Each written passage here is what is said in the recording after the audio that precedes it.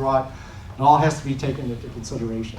You know, the services and internet access. Subscriber management. How are we going to go ahead and do subscriber management in this particular rollout? Inter-system mobility. How are we going to deal with mobility issues across the system? And spectrum coexistence.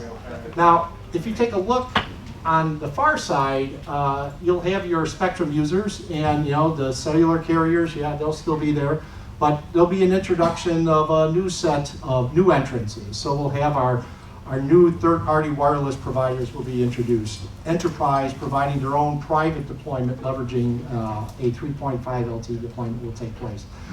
Along with the customers in the context of, let's say, residential or small SOHO type deployments. All need to be taken into consideration. Now, if we take a look at that and say, all right, so what about the solution constructs that need to be considered? And across each of those particular lanes, there's different ways to go ahead and solve the particular problem. And what we'll see is that the answer for one doesn't pertain to all. And this is an area that I think some of the innovation within this particular community will actually help go ahead and fill the particular void if there is such a so we'll kind of go through these and just take a step back and go through a few examples of these one at a time to see how we would address it. So a few things, and this might actually help a little bit from an architecture perspective. Preston mentioned the SAS. This is where we have the SAS. The SAS would be central in the particular architecture. I'm not actually showing the environmental sensor controls, the ones that are actually doing the radar detectors. They'll typically be outside this particular area and feeding directly into the SAS. And that's what one of the vehicles, one of the inputs that the SAS will use to determine whether there's any type of potential interference that could take place with the incumbents. The architecture then will have a proxy function. That particular proxy function helps serve to provide some level of aggregation across a set of APs. I'm using APs now in this example, the small cells, or the CBSDs. And the particular proxy will also provide aggregation, but also helps do that translation from a particular command that might come in from the SAS into what might be the, let's say, the network management command. So as an example, there might be a translation as to how do we do channel assignment to a particular AP. So that's how things look architecturally. Now going back to that previous slide, I just kind of have the various quadrants talking about services and internet access, subscriber management, spectrum coexistence, and inter-system mobility.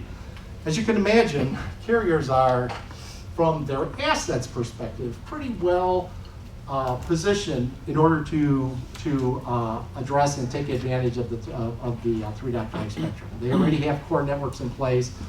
They already have their subscriber database in play. Their ability to do mobility across intersite mobility across the various layers are already there. They'll be able to support EPC anchoring, so very, very, very, very strong in the context of a mobility. From a spectrum coexistence, it's likely that they'll look to go ahead and leverage some of the constructs that they already have in place with LTU and LAA and look to carry it forward. So they may take advantage of 3.5, let's say more in the context of a supplemental downlink. They'll be able to do load balancing. But as we discussed, we see where carriers are from an asset perspective, but culturally, are they ready to make the step? Time will tell. Now the next example is, okay, so now a new third-party wireless provider shows up. And a few changes that we tend to see from an architecture perspective. While the SAS is still there, there's still the opportunity for a proxy to be co-located with the element manager.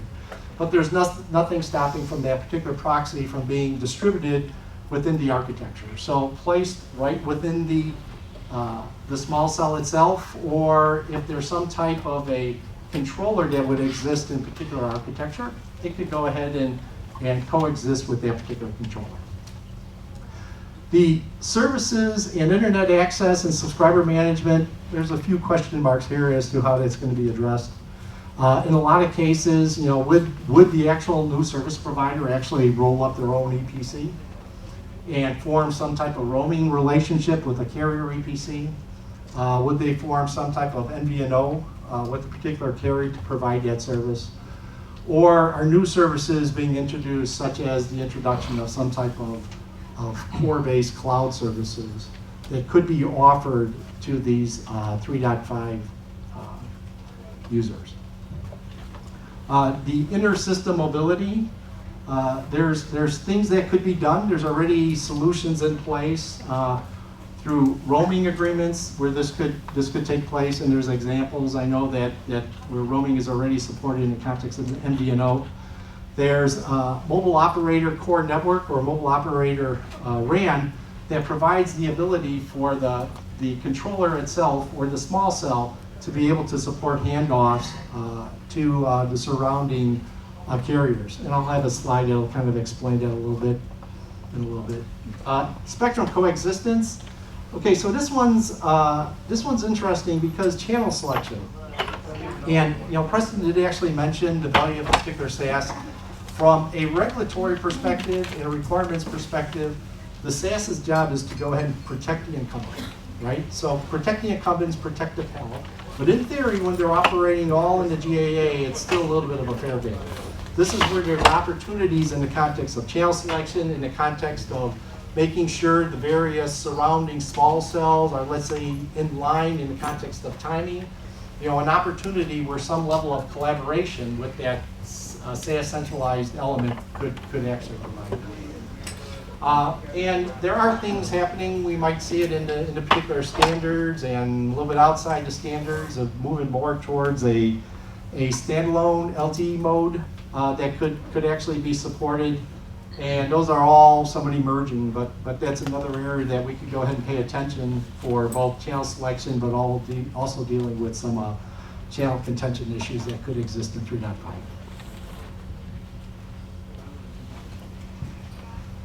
So the enterprise is very similar to what we saw with that new third-party wireless provider in the sense that with some of the spectrum coexistence issue, the subscriber management, the internet access becomes a little bit more tricky as to how that would be done.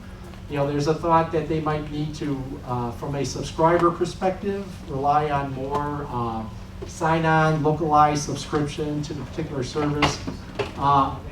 In this particular diagram, we definitely show the proxy being distributed, and we show a mini EPC, and this might be the case where, once again, developing an EPC on some type of cloud technology, maybe being able to take that particular EPC and actually scale down to the point that it could actually be co-located within the enterprise location. Inter-system mobility. Roaming designs could take place. You could still do the hard handoffs in and out. That would also work, but there's still some opportunities as to how do we address that mobility issue within these types of deployments.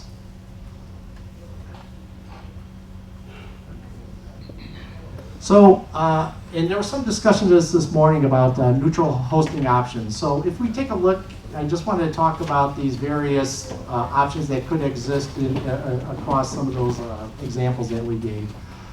The first one that we showed is actually a RAN sharing, and in this particular design, it's primarily the mobile operator core network design that you would see.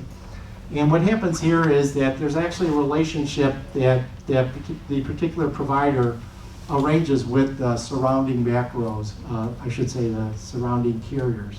Let's say, Verizon and AT&T, in which case they go ahead and offer to provide service within the particular area, and via S1 and even X2, actually be able to support this as if it was an integral part of their network. It would be viewed as a need. Or B, you could hand in and out of that particular virtual eNode B.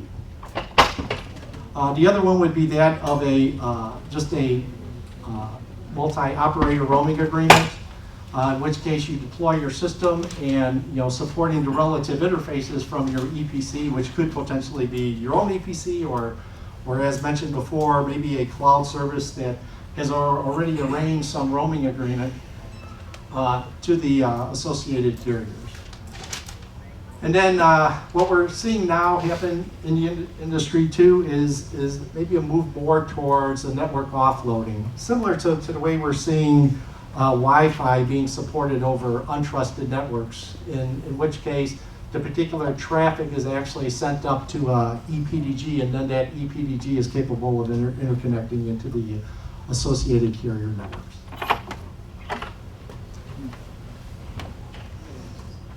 So in summary, shared spectrum, high frequency, it's all about small cells and us going and continuing to leverage those deployment solutions that we have, move them forward. When we look at it, LTE, it comes with a lot of things that have to be thought of from a system perspective. And if we take a look at it, it's really going to vary depending on who's actually leveraging the 3.5 spectrum, but this is all critical. The shared spectrum coexistence considerations, so how do we do channel selection and how do we go ahead and use that spectrum and reduce interference? And look at innovative ways to do that and solve that, not only from the small cell perspective, but the opportunity to go ahead and have some potential SAS assist to help in that area. And neutral hosting, those solutions that I saw in the previous slide, multiple of those already exist. So it really is taking those particular solutions and extending it to the broader ecosystem to truly enable the use and operation of 3.5. Thank you.